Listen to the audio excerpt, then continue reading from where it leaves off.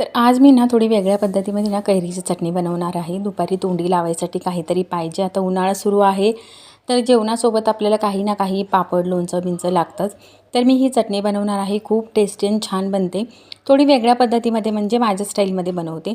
तर इथे मी 3 कैऱ्या घेतलेल्या आहेत। थोड्याशा कडक बघून घ्यायच्या, सॉफ्ट वगैरे नाही घ्यायच्या आणि सालीसकट ही कैरी मी चॉपरमध्ये कट करून टाकलेली आहे। आता एका बोलमध्ये हे काढून घेऊया आणि अशा पद्धतीमध्ये आपल्याला सर्व तिन्हीच्या तिन्ही कैऱ्या चॉप करून घ्यायच्या आहेत।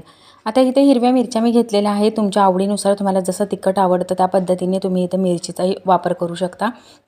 तर आम्हाला थोडं तिखट जास्त लागतं म्हणून मी मिरचीही चॉपरमध्ये बारीक करून घेतली। कांदासुद्धा आपल्याला मी चॉपरमध्ये मस्त कट करून बारीक करून घ्यायचा आहे। कढईमध्ये तेल ठेवलं आहे। मस्त जिरे मोहरीची फोडणी द्यायची आहे। थोडं कढीपत्ता पण तुम्ही टाकू शकता, पण माझ्याकडे नव्हता म्हणून मी नाही टाकला आहे। कांदा मस्त आपल्याला ब्राऊन करून घ्यायचा आहे। थोडा गोल्डन ब्राऊन झाला की त्याच्यामध्ये ज्या मिरच्या आपण चॉप केलेल्या होत्या त्या ॲड करून घेऊया आणि मिरची आणि कांदा मस्त छान चांगला भाजून द्यायचा।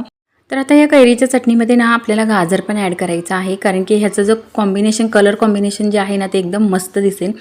तर ग्रीन आणि ऑरेंज असं कॉम्बिनेशन होईल आणि दिसायलाही खूप छान दिसेल।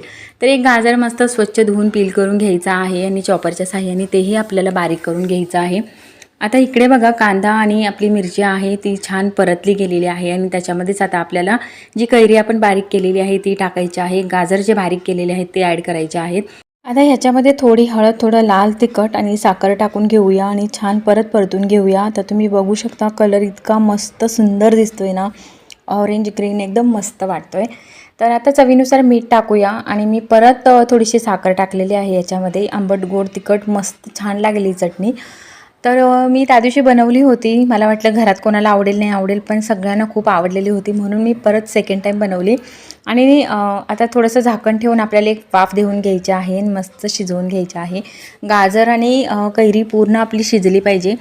तर तुम्हाला जर वाटत असेल तर तुम्ही एक मिक्सरमध्ये ग्राइंड करू शकता ही, पण आम्ही अशीच खाल्ली कारण की चपातीसोबत वगैरे खूप छान आणि मस्त झालेली होती एकदम। तुम्ही नक्की ट्राय करून बघा। गार्निशिंगसाठी वरती थोडीशी कोथिंबीर टाकूया म्हणजे मस्त अजून छान दिसेल। तर आपली चटणी रेडी आहे। तुम्ही चपातीसोबत, वरण भातसोबत मस्त तोंडी लावू शकता। तुम्ही लाईक करा, शेअर करा, सबस्क्राईब करा। बाय।